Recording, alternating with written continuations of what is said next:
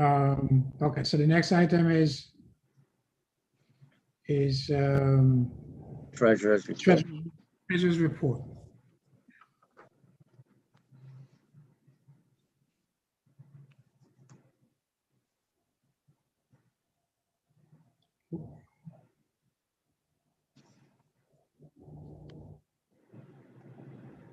Who's presenting that? Jeremiah is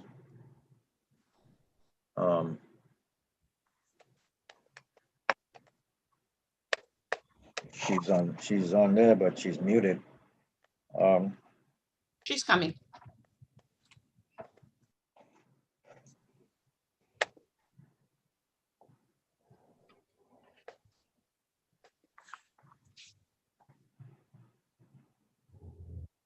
Good afternoon, Board Chair, other trustees. Good afternoon. Before you start, Jeremiah, Mr. Nibbs, you said there were some things that you need, the board is going to need to approve?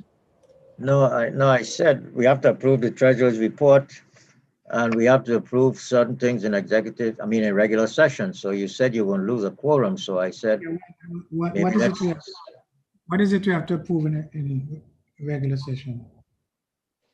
Well, I would think some procedures for retirement trustees. I don't know what that means. The discussion and the governor's recommendation. We bring these recommendations to you, and the board is going to say yay or nay and go forward. And we write the governor and set up a meeting.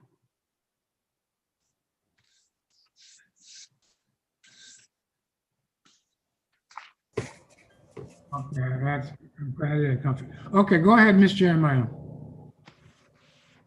Okay, this is the schedule of receipts and disbursement for the month ending February 28, 2021 for the government employees retirement system. Receipts from collections, loan repayment, 875,568 year to date, 6,176,247. Rent from tenants / utilities, 24,272 year to date, 203,881. Employer retirement contributions, 8,209,749 year to date, 39,251,262.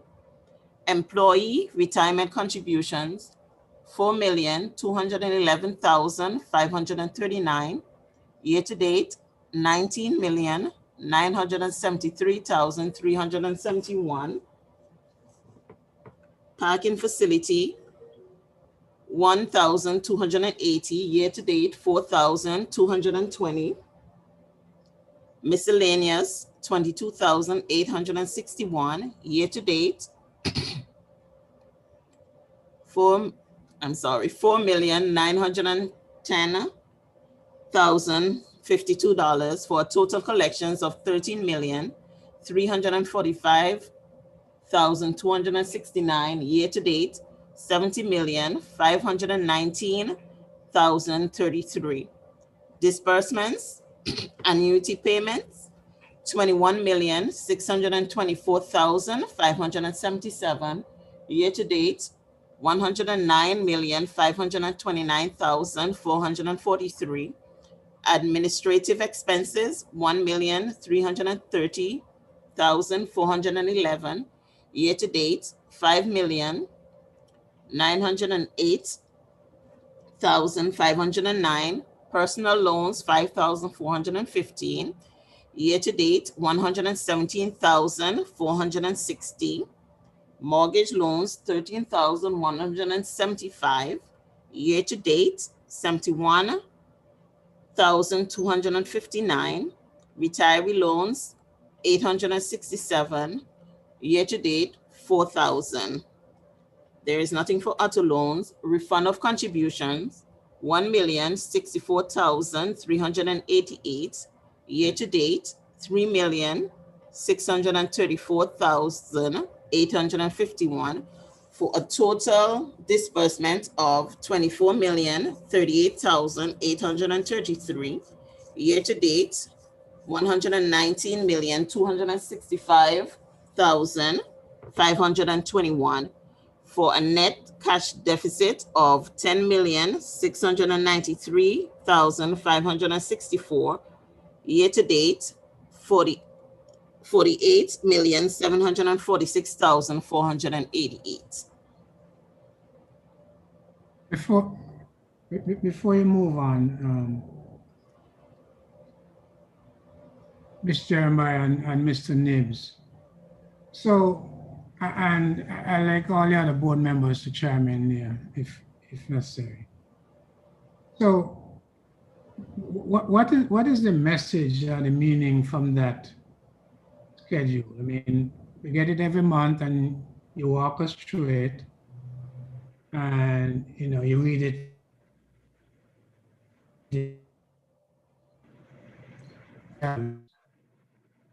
We're saying that for the month of February, we collected overall 13 million. What should we be considering? Excuse me? We're saying for the month of February, we have collected overall 13 million, but we expended 24 million. Okay, and year to date? And that's from September to current to February. This is the overall picture. We collected 70 million, but we expended 119. So a negative cash flow of 48.7 million. So Correct. is that good? Is that good? Is that on track? Is that what we expected? Is there anything we need to do? I mean, Well, I would chime in. I would like to chime in at this point, Mr. Chairman. What I think I'm looking at it from another angle also. We are paying out $21.766 million in annuities. We're only collecting, that month we only collected 12, so we had to draw down funds. Okay. So because of this negative cash flow between collections and we have to be drawing from our portfolio to meet these expenses. And we're not investing any contributions actually right now. We haven't invested contribution in years, so we can make investment income. So my take from this is that we are paying out annuities of 21.6 plus our administrative expenses 1.3, but we only collected in contributions. The other information is smaller loan repayments. So we collected maybe 13 millions.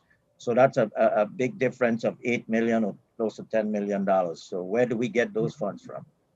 And that ties into a weakened cash liquidity cash flow. And it also ties into the report we saw earlier where our investment balance is going down as we withdrawing more. Right. Exactly. Oh. Okay, so you know what I'd like, Mr. Nibbs, I mean, for board level, I mean, if you do just a little narrative down below there to tie that all in for us, I mean, I'm not criticizing the report itself. It's a good report, but I mean, we could all read. I mean, and yeah, and to have you come every board meeting and just read down number by number, even talking about a $1,300 collection for parking lot. I mean, you know, you understand what I'm saying? Yeah, I understand. You want a little narrative of what is the impact of the report. Yeah. Put it in some strategic context, you know. I mean. Yeah. Okay. And I mean, just yesterday, Ms. Jeremiah sent me something. We had to pull down 20 million. That's after the fact of this report.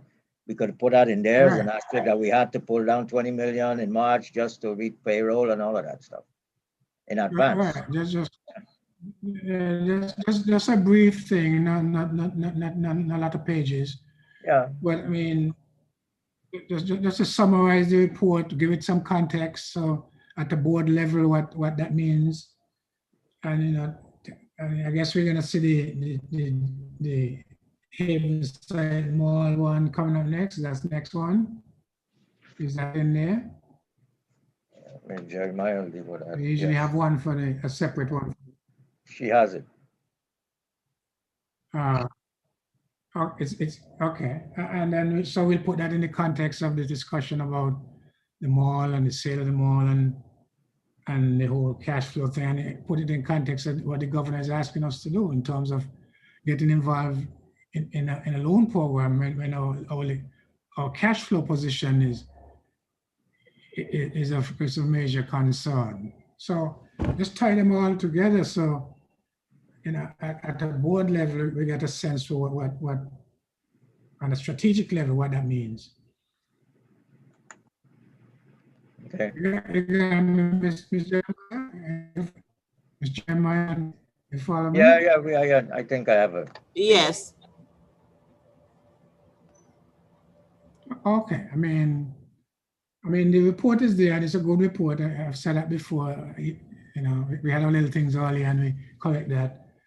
But I mean, just to have you at your level, just read down the report line by line, and I'm looking at it on my screen, and I'm seeing the same thing line by line. I'm saying, we could all read. So no criticism, no offense, but at a board level, I think it will be helpful for us to have some context for that report. And the same thing for the next one. You're gonna have the other one with the administrative expenses. That's a little bit of thing about how that ties into the budget. Are we on schedule for the budget? Are we going to overshoot or undershoot the budget based on the numbers we have to date?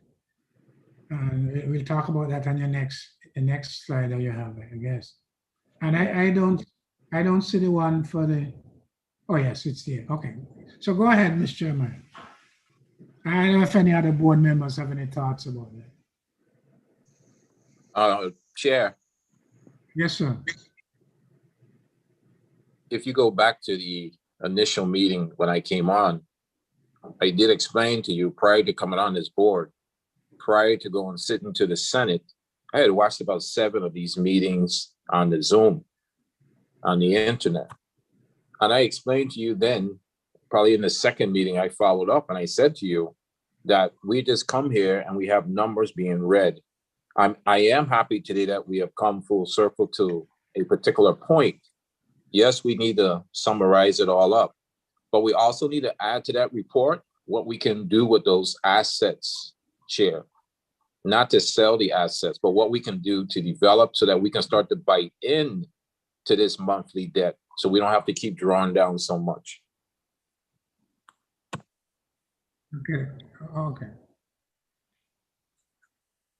Okay. So I really would like to see a resolution. By resolution, I mean a board resolution or? No, the resolutions where the members say they want to sell assets, and this is going on for a while. And you and I, Mr. Carwood, we just come, but there is light at the end of the tunnel. I said this in the last meeting, and I'm seeing it more so. We just found another 73 million that we're pre-spending on something we should not be spending on as a plan. We should not be spending that 73 million. So we need a meeting just to look at the finances of what we're spending. We still don't know as a board, at least I don't know, all that we're spending. There may be other areas of concern that we just need to cut it. Okay, all right. So we would, that's a separate discussion. What I would do, Mr. Dorsey, I'll get with you and see if we could figure out, get a better understanding of what is it you want. And then we'll put that as an agenda item for the next budget committee meeting. Take note, Mr. Nims, that next budget committee meeting will have as an agenda item something for me after my discussion with Mr. Dorsey about, because I'm not, to be honest with you, Mr. Dorsey, it's not clear in my mind what is it you're asking for. So The same thing I am. we need to see. Mr. Okay, all Mr. right. Chair, So- Mr. Chair, Chairman, Mr. Chair, Mr. Mr. Chairman. Chair. Hold on, Mr. Nibbs. Mr. Chair, this is not difficult, you know. This is if you're running your own household. Oh, okay. This is not difficult. This is not difficult, Chair. I mean, What I'm saying, Mr. Dorsey, Mr. Chairman, Mr. Nips, hold on. What is difficult or not? I mean, you can't decide. I mean, what may be easy to you may be difficult to somebody else. I'm saying to you. Oh, okay. not- I take it back. I understand now. I got you. It's not. I understand. It's not. I It's made, not clear. it's my It's fault. not- It's my fault. That was my fault. I made certain assumptions, so I'm sorry. Mr. Chairman, can I? Okay. Wait, Mr. Nibbs, I'm going to Mr. Nibbs. It's not clear to me, and I think I have a good sense of budgeting and finance. I said it without any reservation. When it comes to budgeting and comes to finance, I know what I'm talking about. I never And it's said, not clear to me what is. Well, I'm not saying you said it. Just it's not. I'm just saying it's not clear to me. What is it you're asking? So I'll sit with you, and we'll come to some. You'll explain it to me, and clearly, if it's very simple, then I'll understand. And then we'll set up a special session, preferably starting a budget meeting, where we could sit down and flesh it out. Because we're not going, in a board meeting, we can't get into the details that you will want in a board meeting. We'll be here forever. So we'll flesh it out in a committee meeting. And when you get to a point where we need to bring it to the board for board decision, we'll do that. Mr. Chairman, can I just clarify Yes, something? We're live, and I want the membership and the public to understand. Management submits a budget to the budget committee. All the costs that are proposed are there. They are reviewed by line item. We know exactly what they are. The board can make adjustments. The board approves. And we did that. We did it. The board We went approves through the that process. budget and we go ahead and spend. Now, if you want to Right. see line item, the contents of it, then tell us that. If you want to see professional Right. services, tell us that. We can get it and see how many. That's what I think you're trying to say. That's how I understand. But we went through that, Mr. Nibbs. Correct. Well, In the yeah, you budget. know. The thing about we went to line item. right. So that's what I'm saying. Mr. Dorsey wasn't here, so he didn't go through that exercise. Oh, We went through it line item by item by item. You know, and you know that I have, and Ms. Jeremiah knows I question you guys all around the park and the numbers, and we have worked with it. And Mr. Dorsey wasn't there, so that is why I'm saying that we need to. I need to sit with him and understand what is it he wants to get to, and if I can provide it, and if I can explain it, then we'll do a special meeting and. In a budget committee meeting where we tear it apart. We can't tear apart a budget in a general meeting. We'll be here forever.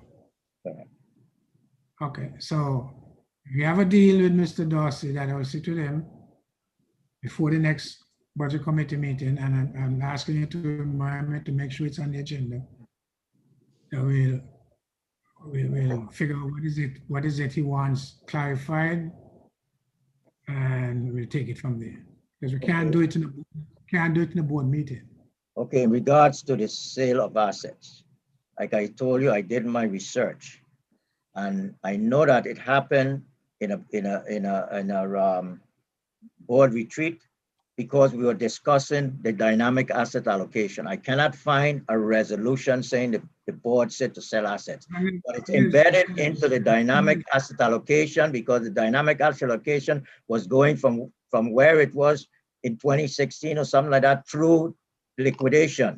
So each asset was in that schedule as to what time to sell, and the board approved the entire dynamic asset allocation.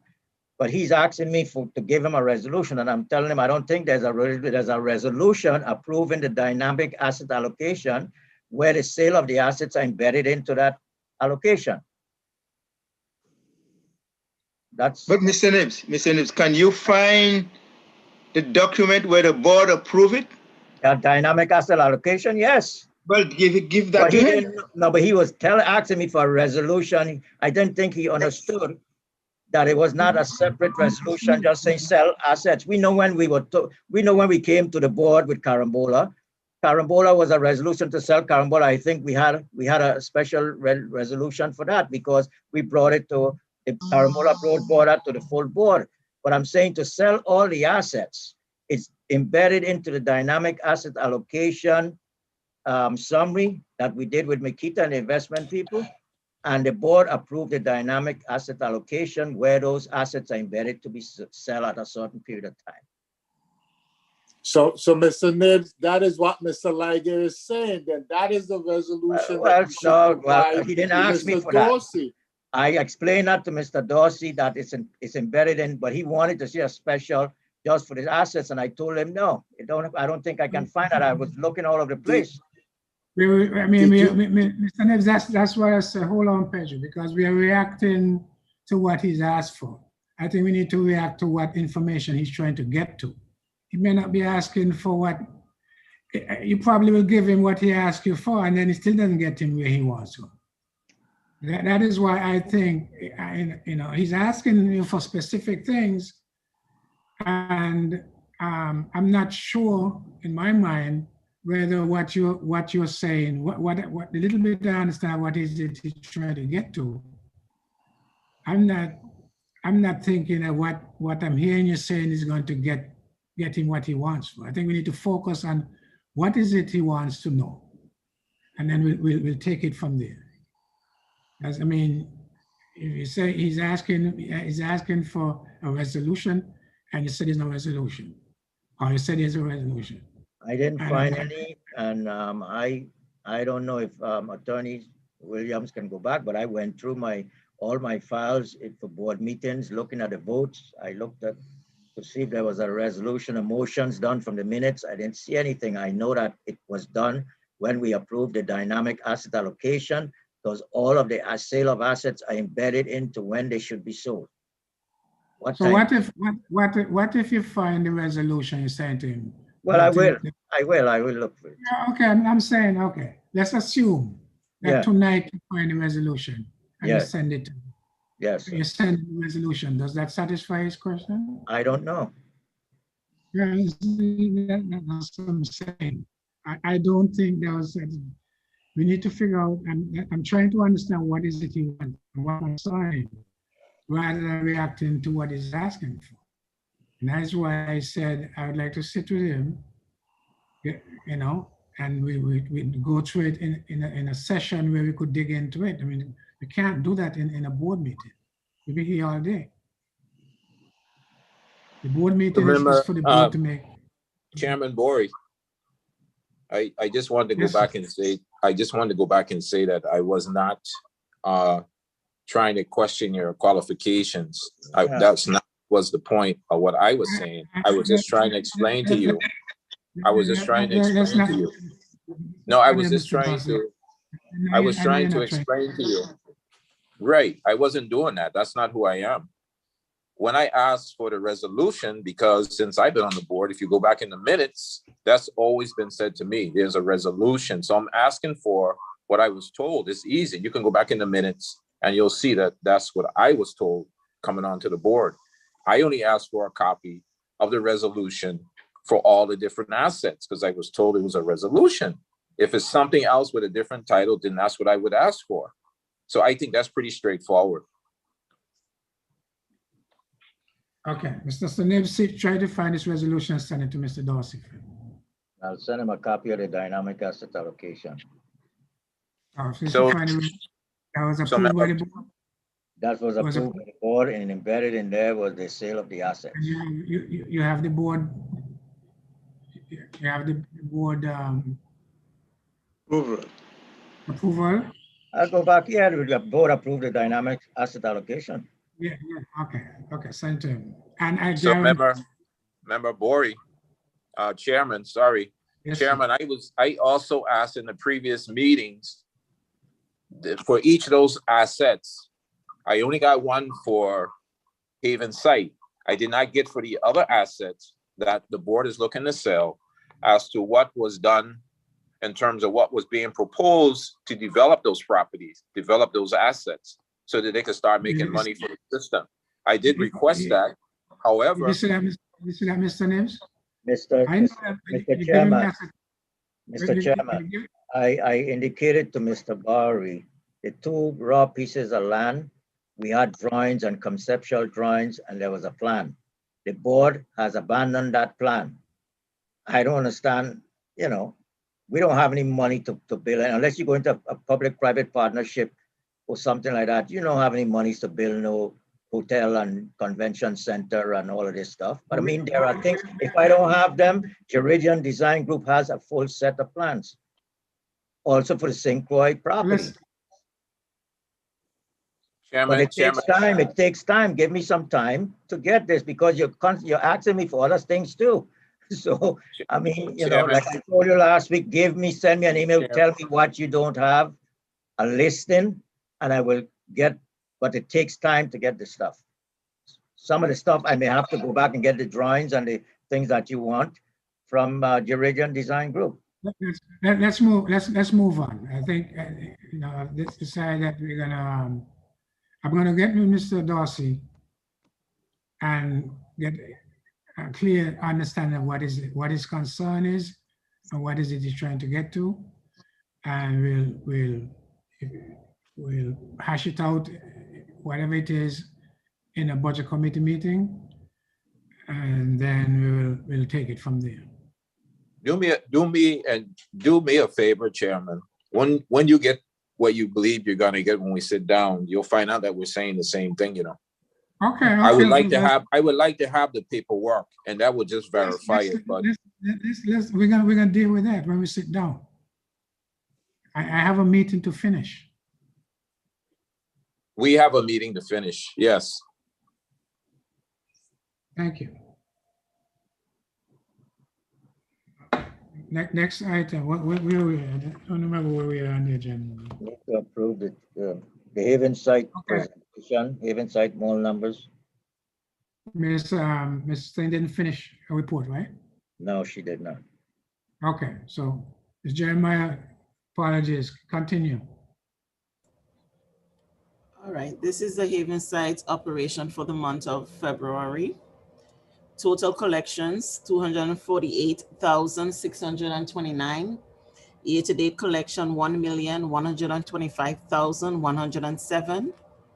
Our total disbursements, 283,071. Year-to-date, 1,406,401. We have a net cash deficit for the month of February of 34,442. A year-to-date cash deficit of 281,294. That's the end of the reading, Chair. Okay.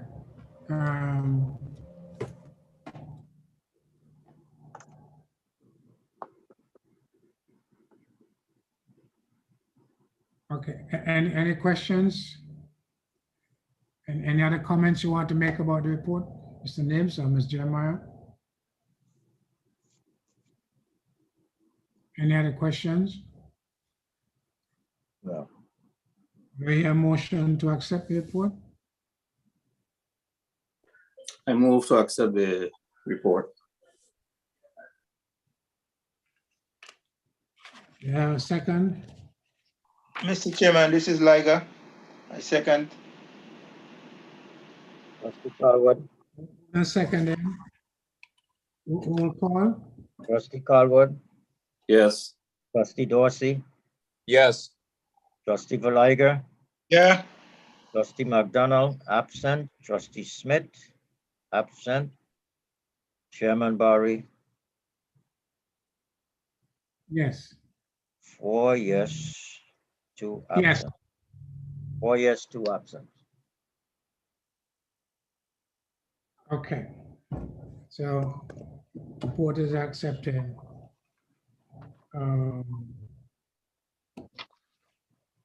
Next item on the agenda is new business. Procedure for retiring trustees.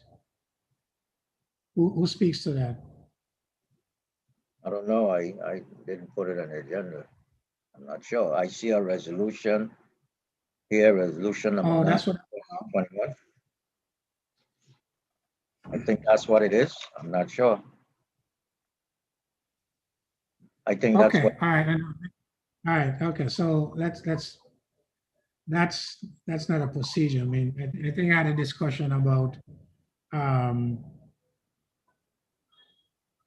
figuring out some way to recognize the trustees who gave us years of service and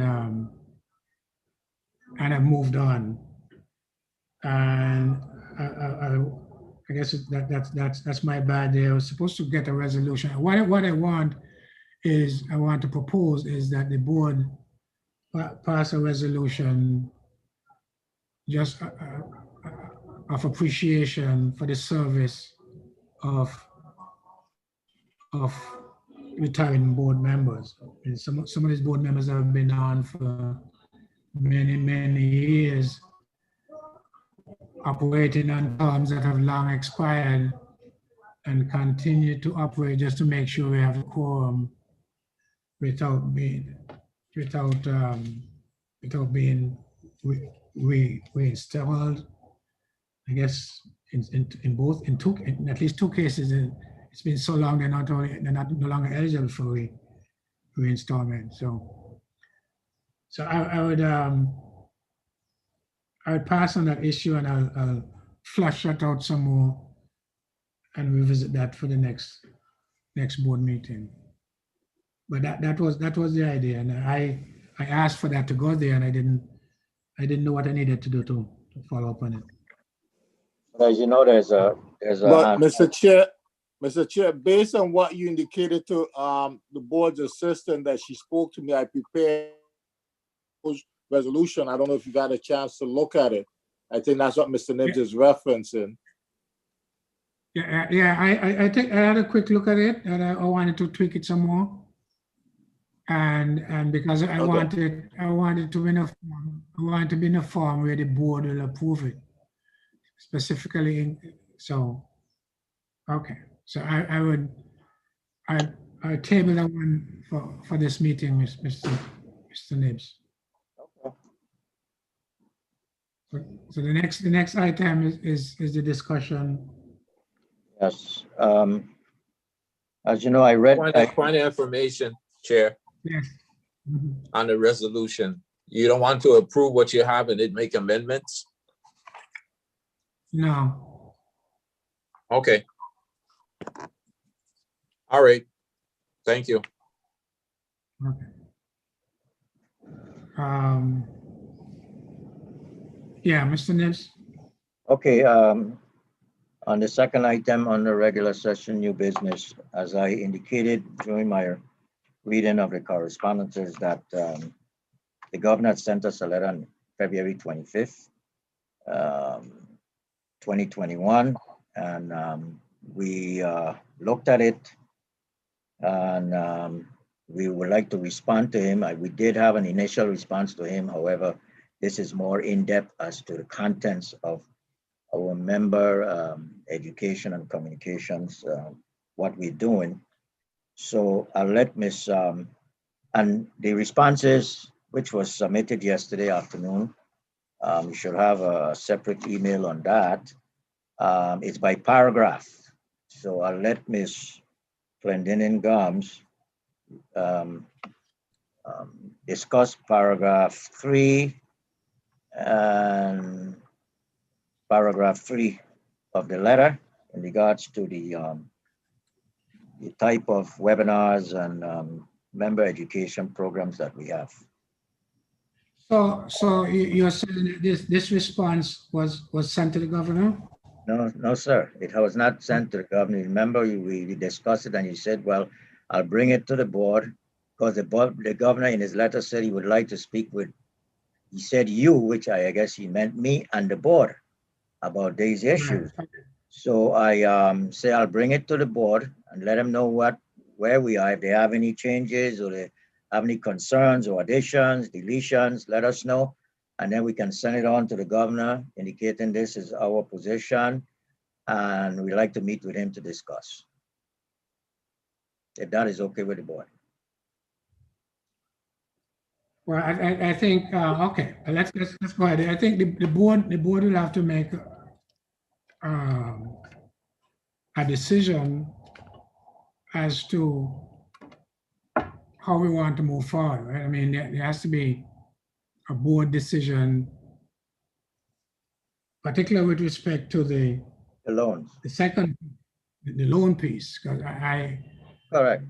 That's why we put the pros and the cons. We set it up as pros and cons so that the board will make that decision. I know that I know what the board position is because we did it since 2015 and there was a legislation that Senator Gittins had brought to move us, to push us into doing, restarting the program, and we have not done that because of the board's position of the fiduciary responsibility to the fund, and they know the cash flow issues and liquidity and everything.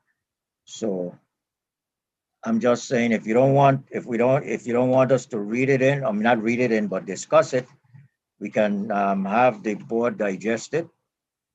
If you don't want it to be put into the record in a public session now, because you don't want the governor knows exactly how you're thinking, or you don't want that to go into public domain at this time, especially about a loan program, then we can just indicate the member education program that we had, and the paragraph 4 about a supplemental contribution program, which is part of Act 6905.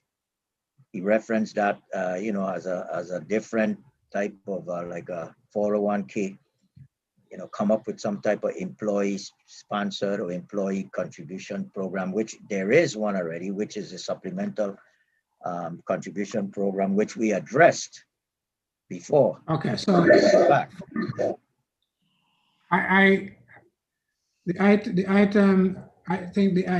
customer service education program, that's ripe for discussion in executive session. I think the other one, the supplemental contribution, but with respect to the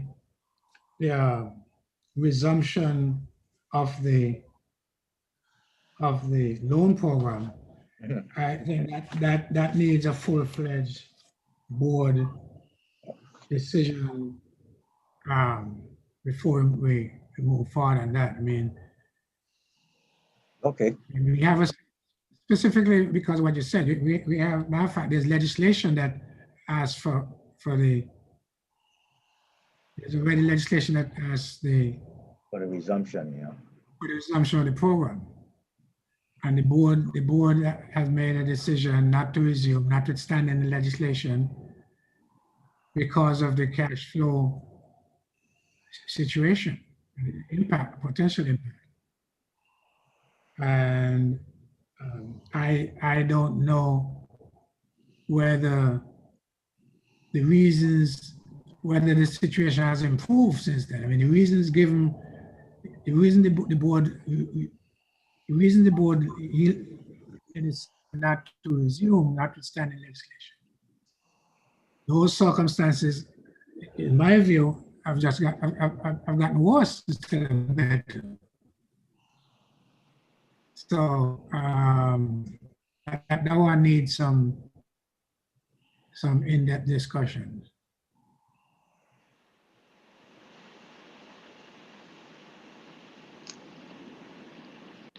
Go ahead, report on the letter and report on what you've done so far.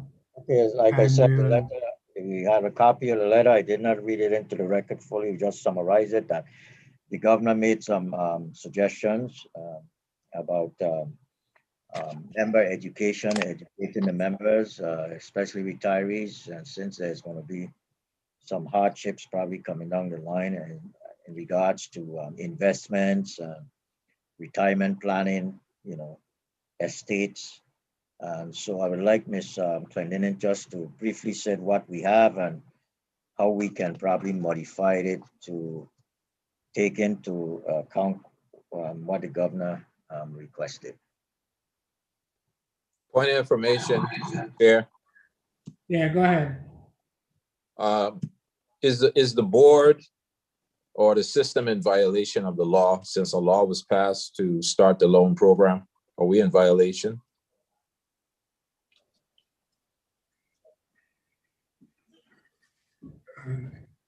I don't think you're gonna expect me to answer that, right? Well, I mean, our council, we have, I'm assuming that the board felt it was within its legal authority not to carry out something. In addition, the board has a fiduciary responsibility. It's also law. In terms, and you know, in your fiduciary responsibility, your force responsibilities to the system, and more specifically the trust for the funds of the system, and the ability of the funds to do its primary purpose, which is to pay benefits. So I'm assuming that there's something on the record where the board made a decision that it's within its legal authority not to resume the program, notwithstanding the legislation. so Chair, I'd like to hear from legal counsel if we're in violation from our counsel, Mr. Williams, Attorney Williams. Through the chair. Mr. Chair, so this is a legal matter. I think something like this should be discussed in executive.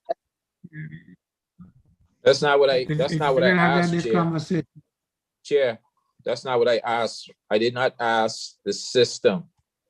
I asked for our counsel if we're in violation as trustees. I'm not going to ask my counsel to answer that. Mr. Chairman, once we discuss this and we admit we are in violation, what then what? Even if you are asked to do something and you do not have the ability to do it, even Mr. Law, what are you going to do? I'm not going to ask the council to do it to me, especially not in open session. Mr. Chairman, I just want to add, to clarify, because the public is listening and hearing these things. What the governor is asking us to do is to partner with a bank or private financial institution.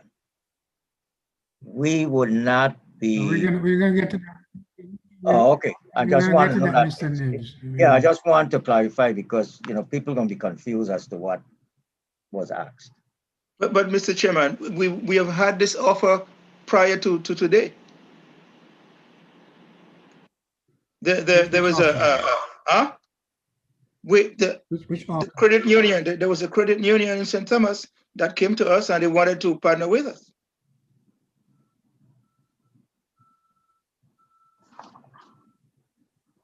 But it's not as easy as it sounds. Okay. Let's proceed. Yeah, and what Mr. Liger said was true, and I think in my initial response, I told the governor we have gone through this before. So anyway, Ms. Clendeningham's, could you just briefly summarize the programs that we have, and is there anything that we are not doing that the governor is suggesting, please? Point of information, Chair. Point of information. Go ahead. I just needed clarity on what you were suggesting. You were indicating that the request that I made through you to Council Williams, you're not going to allow him to answer, or you're not allowing him to answer in general session, or does that also include executive session? You want me to ask my counsel to put on the record whether we're in violation of law? You want to ask your counsel that? I asked the question, you indicated you're not going to allow him to answer. So I was asking you, I'm very clear, is that pertaining to only regular session, or does that also include executive session in terms of receiving an answer?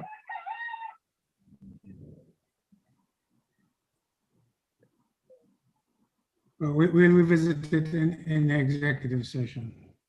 Okay, that's fine. That's fine. Thank you.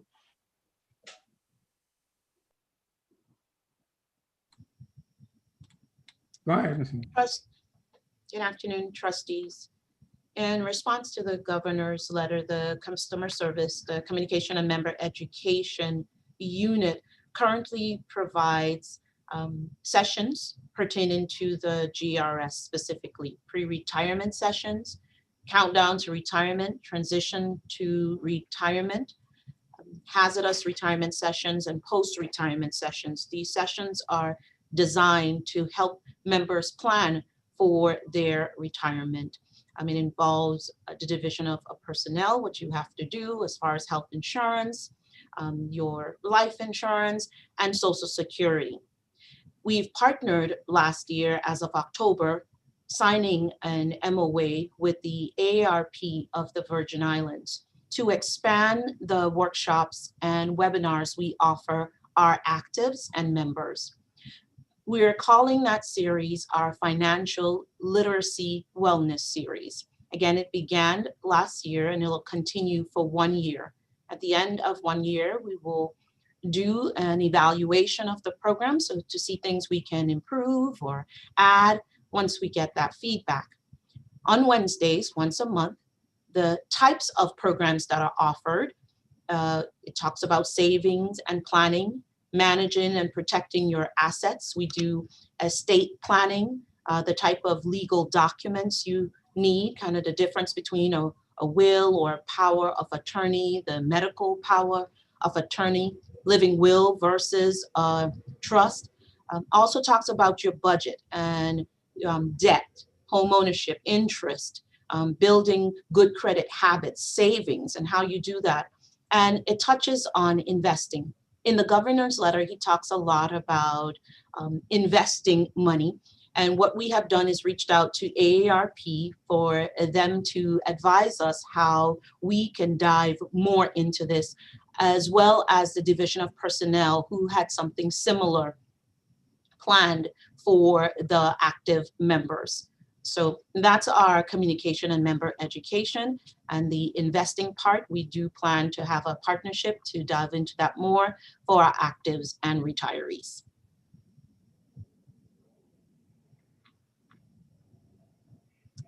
Any questions on that? Okay, that's it, Mr. Nibbs. Ms. Glennon, is there anything what the governor suggests in his letter that we're not doing? Not exactly. We could do more in investing. Again, we just started that. I did reach out to the division of personnel and to AARP to see how we can get that as its own class. It's touched upon in our Financial Literacy Wellness Series, but maybe we can offer a class on that itself or a webinar or workshop. So we did reach out to them. That would be the only thing I would say. Yeah, okay, thank you.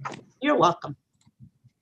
Because I did attend one of the AARP and it was very in-depth. I learned a whole lot. So I think we are covering a lot of information with partnering with AARP Virgin Islands is a positive thing. We don't have to pay for anything. It's assigned to you, and it's a wealth of information that is given out in those workshops.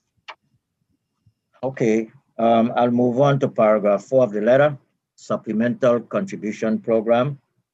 I think this is what the governor was trying to allude to. This was established under Act number 6905, I'm sorry. It's 6095, it's 6905, that's an error. Section 7, subchapter 3 was signed into law by Governor Turnbull on December 26, 2006. It acts like a direct contribution plan or 401k plan. It's an employee investment contributions only.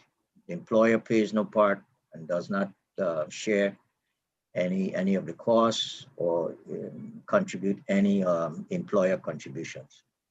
It was addressed by GRS about 10 years ago, I'm thinking. Okay. Again, an RFP was, instead of were, an RFP was circulated. There were 3 respondents. Two were selected to present to the board. The board selected TIAA-CREF because of its presence in the Virgin Islands at UVI and also for its diversified investment products. Discussions were started. However, TIAA-CREF requested that GRS be the administrative function to receive the deductions, which would be the employee contributions only, from DOF and forward to TIAA-CREF.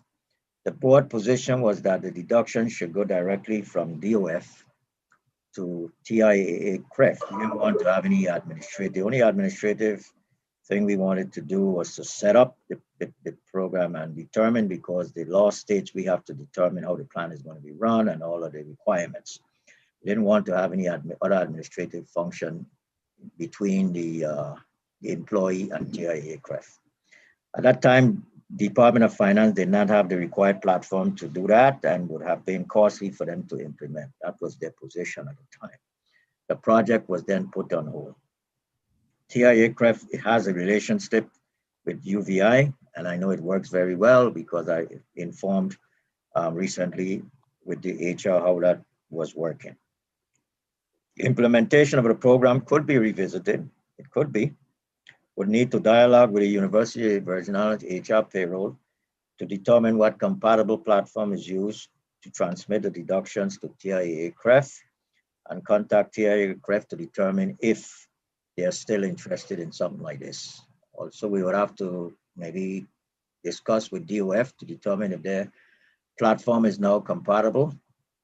I know at the time they were having issues with the system and they said it was not compatible. So it can be revisited.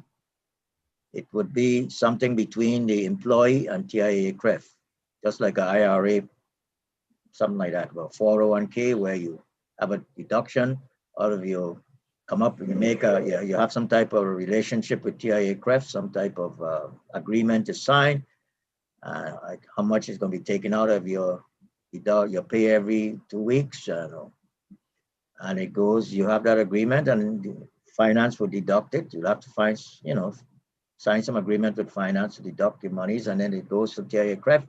You would have to select your investment products that you want to invest in. So GRS would be out of the loop after the requirements are set up. We don't want to get involved in having the deductions come to GRS. If there are issues, we got to resolve them and reconcile them and then send them on to TIAA-CREF. So that was the only drawback. And also with finance didn't have a compatible platform at the time to do that. So it's something that can be revisited. Many employees years ago used to ask about, investing in this program because they wanted to have control over how they invest their monies. So this can be something outside of the GRS program. Be your own personal direct contribution or 401k type, IRA type, where you contribute and you select the products that you want to invest in. Okay. Mr. Nick, I have one comment. We would have to also check with the agencies because it wouldn't be limited to just the central government. It would be limited. Open to WAPA, housing. Yeah. I just wanted to make sure because you just had DOF. Yeah, you're right.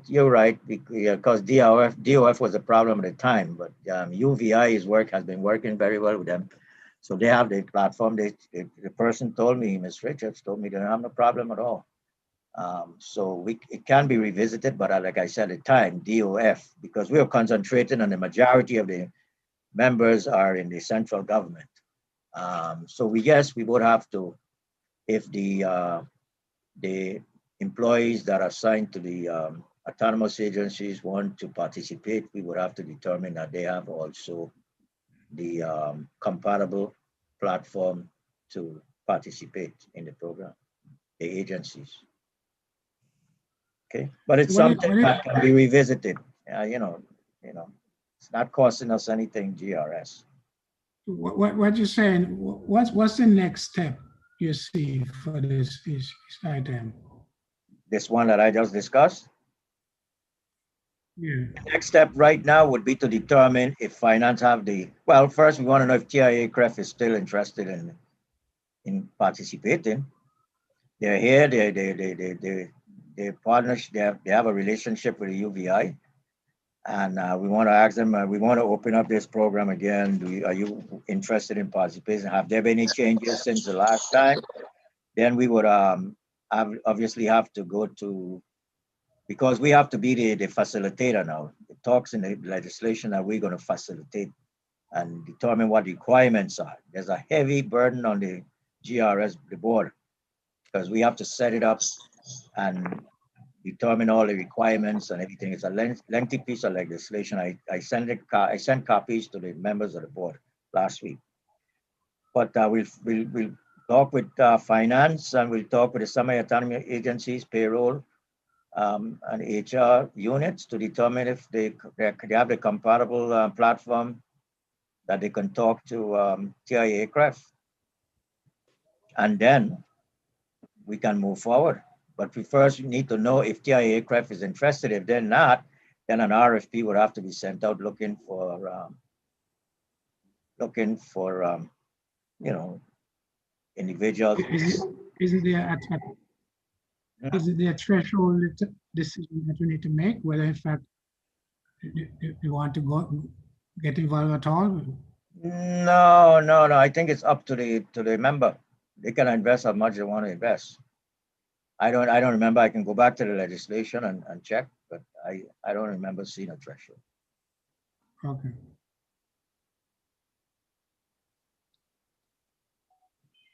I'm just wary, given where we're at in terms of sliding into insolvency for taking on any further responsibility. Yeah. I mean, to the extent that this is something that could help the members, I'm in favor of pursuing it. But yeah, I think. Yeah, the members will have to start over. It's not that they can take their contributions that they have in deposit now and move it over. They would have to start from day one investing. And they would have to understand that. It's not that their contribution that is sitting in, that they've been, let's say they've been a members for 25 years. And now this program comes up, well, okay, transfer my monies over to TIA aircraft. That is not going to happen. They will have to start a new investment. So we ask them to get involved in a program that theoretically or presumably we won't be able to support in 2 years or so. Well, it's an employee. I think he's yeah, well, after we set it up, because the legislation talk about the Board of Trustees setting up the program, all the requirements and everything have to be set up. It spells out some of the requirements. After we do that, it's now between the employee and the provider. We don't get involved anymore. See? But I mean, an employee right now can do it on their own. They can set up a Roth IRA on their own. Okay. If they're interested to. Mr. Nibbs, I just want to make it clear, if GRS does set up this supplemental contribution program, the members need to understand this is in addition to the still paying GRS. Yes, still have to pay the that's what I GRS just said. It's not, you can't transfer your contributions. You Yeah. have to continue as a member. You would have to start over, just like if you're investing into a Roth IRA, and employees can do that right now. They can invest in any vehicle outside of GRS. I understand. I just wanted to make it clear because some members may be confused and think that this will take. You're breaking up, Tony Smith. Can't hear you. You're breaking up. Okay, it looks like we lost him. Yeah. Okay, well, that's all I have. So, no discussion on the other piece? Which one? The loan program? Yeah.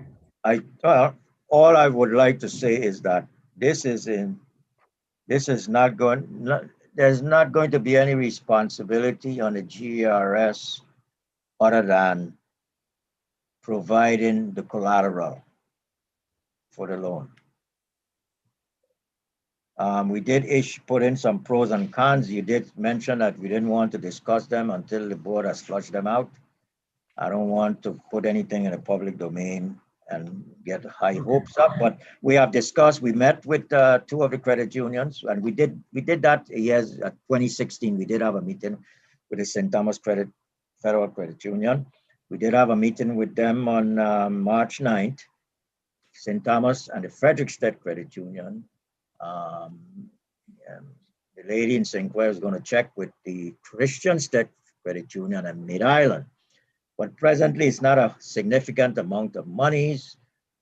The terms, and if we had to go into the loan program, we would have put the same terms and the same amount.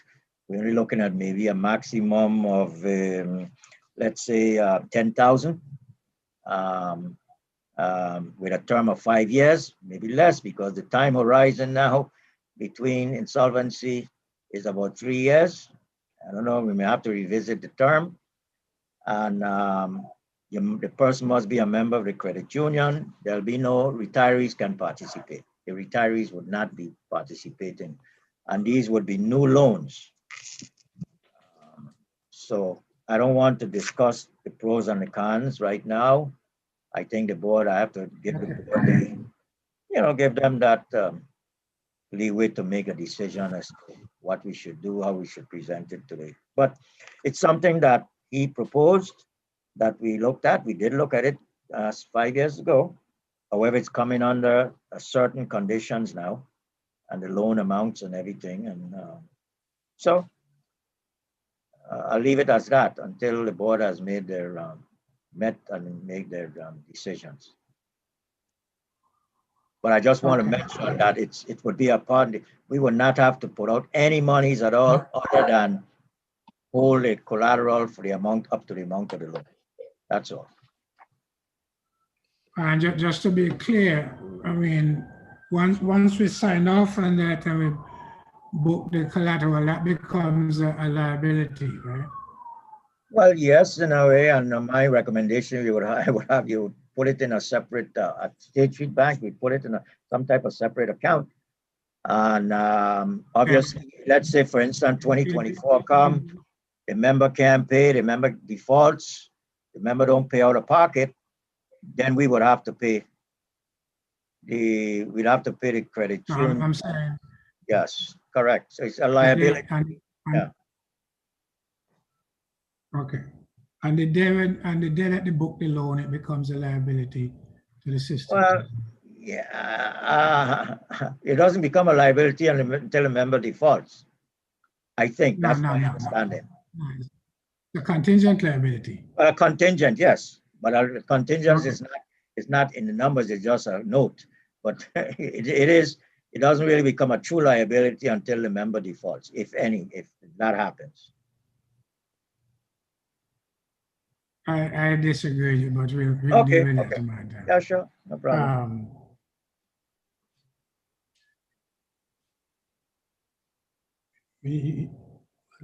As long as you set up, you have to segregate, by the mere fact you're segregating some of your assets, that's a concession that you're recognizing a liability. Well, that's an accounting theory and accounting issues that we have. We can discuss with the auditor and see how he would book it. But yeah, because the thing is that the credit union wants to make sure that they're going to be paid if something happens. Exactly. And we don't want to, obviously. Right. They want to make sure they're paid. Right. As far as the credit union is concerned, if the person doesn't pay, GERS pays. Yes, would have to, because that's what we do right now. We take it out of their contributions. Therein lies the liability. Well, anyway. Yeah. Okay, so that's your report on that? Yes, I'm not going to go any further. You know, we have given the pros and the cons on each So item. you're gonna want to have have a discussion on that in more detail, in more depth. In executive in- session, maybe, but not in regular session until we have finalized it. Because I don't know, you know, you don't want to have any high hopes up with the members I'm and just- then, you know, yeah. Yeah, I was asking if you want to discuss it in the budget committee meeting. It's very much straightforward, Mr. Chairman. Like I'm looking at the Okay. I'm looking at the significant amount of our involvement. It's not that much, maybe about 77 million five, I'm thinking, because one agency, they probably can have a capacity of 5 million. The smaller one says maybe 500,000. So if you look at it, it's about 7.5 million we would have to set aside as a collateral. So it's not that much when you look at the entire picture, but we said we have to set aside it because obviously there are contingent liability, liability could become a liability, but based on our experience, based on what I'm looking, when it becomes insolvent, I assume members would still be paying their deductions. So how have things changed, and how is this different? I mean, we had a loan program that we discontinued. Okay, and we did, yeah. And we refused to reinstate it, resume it. So what's different now? How is this different? Well, if the thing is, okay, fine. I mean, I can go into the reason why, if we, let's say, for instance, the GRS want to do the same thing right now with the conditions that we under with cash flow and all of that stuff, okay? And we would probably limit it to probably less than 10 because we know that members, we did a little study one time and we look at how much if we limit the loans, because remember the threshold for loans used to be $50,000. You ain't gonna want to go back into that because obviously the board has already made a decision about cash flow and all of that. So you want to limit it to either 10, and we say we limit it to at least $5,000 for new loans. And the terms would be maybe 3 years. So if you do that, you know that the majority of the members are not going to be able to qualify. And this is something we are told Senator, the senator that did this before. We know that because we are limited to 10, a lot of people wouldn't qualify because they have so much other debt that they're paying out of their check. The net pay wouldn't have been able to because of the terms had changed, they would not have been able to pay back the loan. The cons with this is GRS suspended the loan program in 2015 because of the cash liquidity until a significant amount of cash is infused in the system. The board ignored or did not put into play a legislation that was passed forcing GRS to restart the loan program because of the board fiduciary responsibility to the fund. That was our position. If we restart this program, it's going to increase administrative costs to return the processing unit because we got to bring processors in while the board has mandated budget reductions because of insolvency. The loan processing module functions have not been tested because now we're on a new platform. So we haven't tested any processing of loans in that platform. So that would have to take some time and all of that to learn to go through that function. And that we have too many outstanding issues right now, functionality and data fixes in the loan area, in vessel velocity, as we call it, with the current system. We should be concentrating on resolving those issues. And there's what we call duplicate payments and lates from DOF, Department of Finance, which comes in just about every month, which slows down the posting of deductions. Meaning, if you have issues in February, if you have issues in January, and you don't resolve those issues, you can't post February. Okay, so if you don't resolve those issues in 3 months, you can't go forward and post. So we don't want to get involved in that now because we have so much other issues to deal with. But the main So thing what do you propose as the next step? Well, you could tell us, should we just submit this? Do you agree with what we're saying? Our pros and our cons, because I gave you a summary. And do you agree with what we're saying? Should we pursue this? Should we not? And then we send it to the governor and say, this is not in our best interest, or this is in our best interest. These are the pros and the cons. But like I said, we would not put out anything.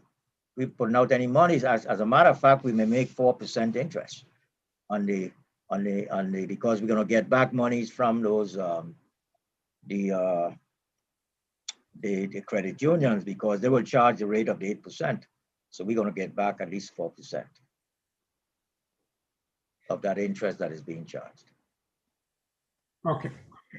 I for one, am not ready to make a call on that. I mean, we need to have some in-depth discussion on this before we get involved in that. So I'd like to table this for some further review by the board, probably via a committee meeting, that we could spend a lot of time digging into pros and cons. Yeah. I have some serious reservations about it. So.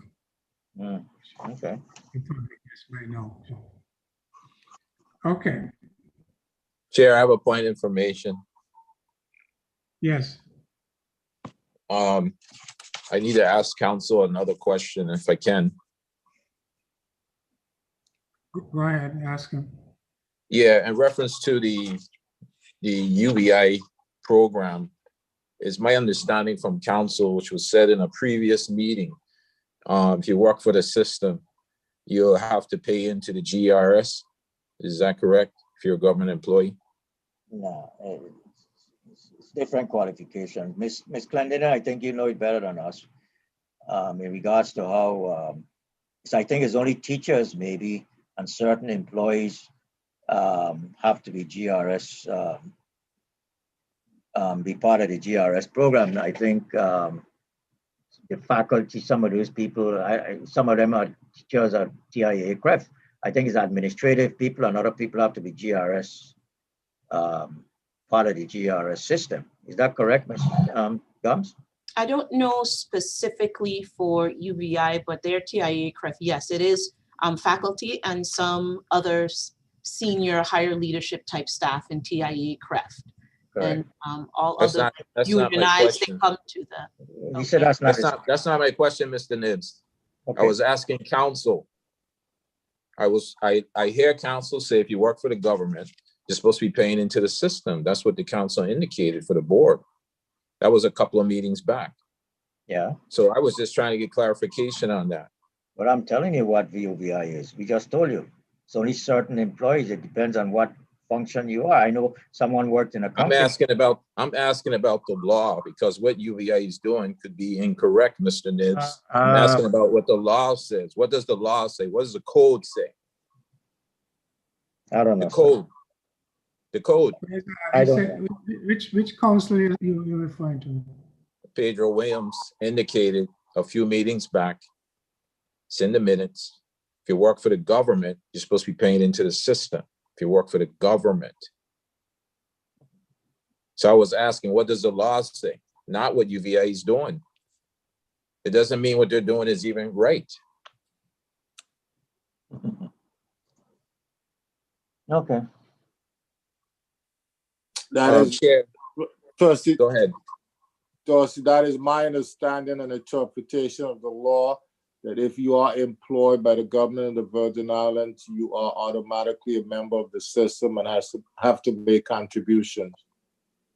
Okay, so my next question is, if those employees at the University of the Virgin Islands who are part of the government of the Virgin Islands, are they paying in?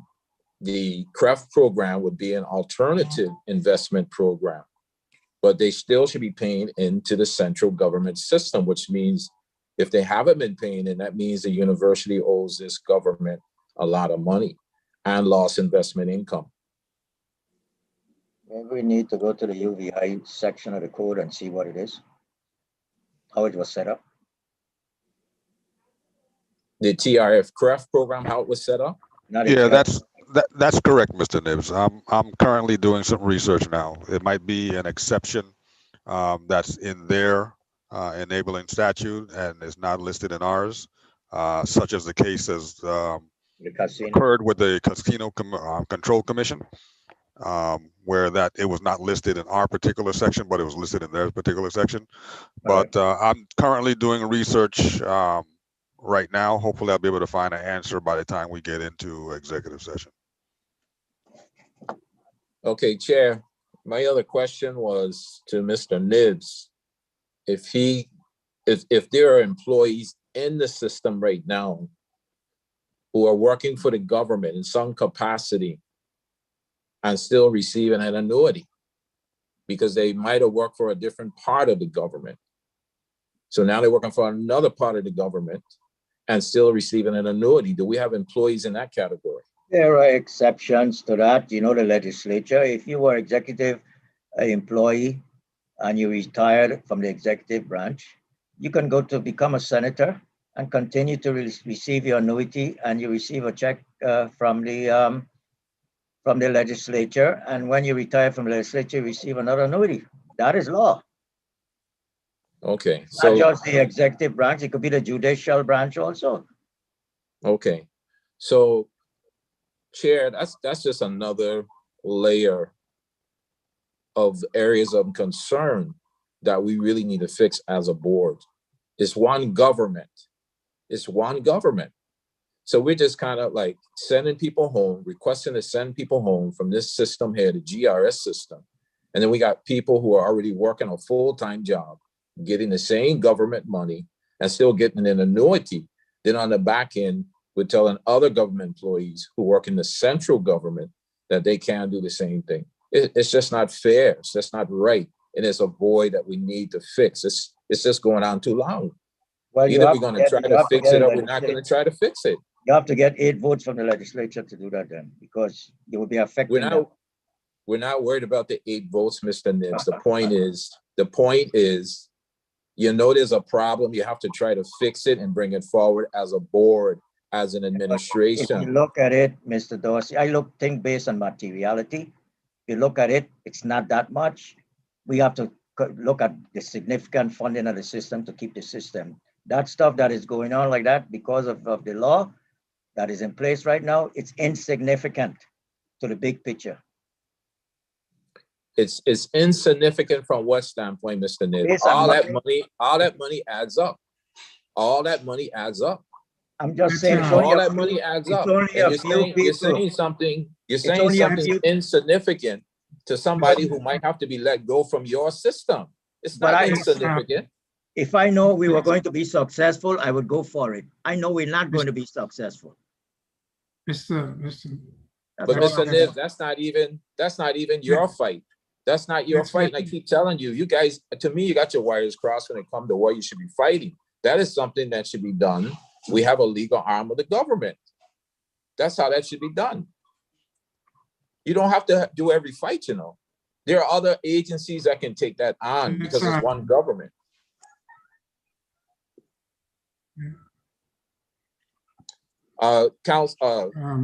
Chair, this letter from the governor, what are we going to do with this letter? Because we're talking about the letter, the pro and cons, but the letter hasn't been read into the record.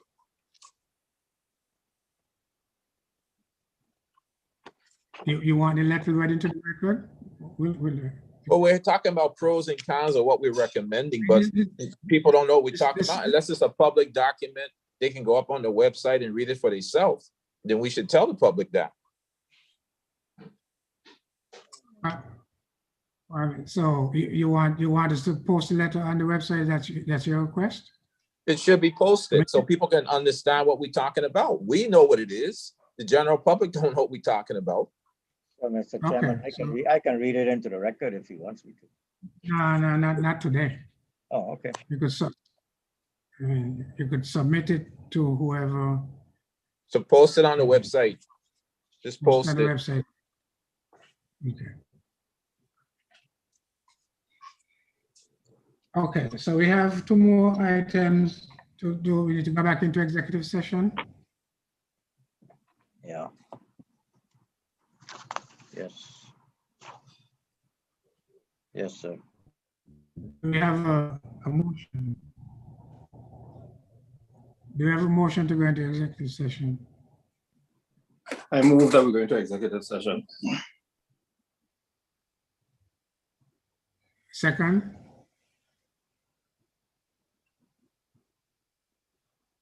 Mr. Chairman, I second.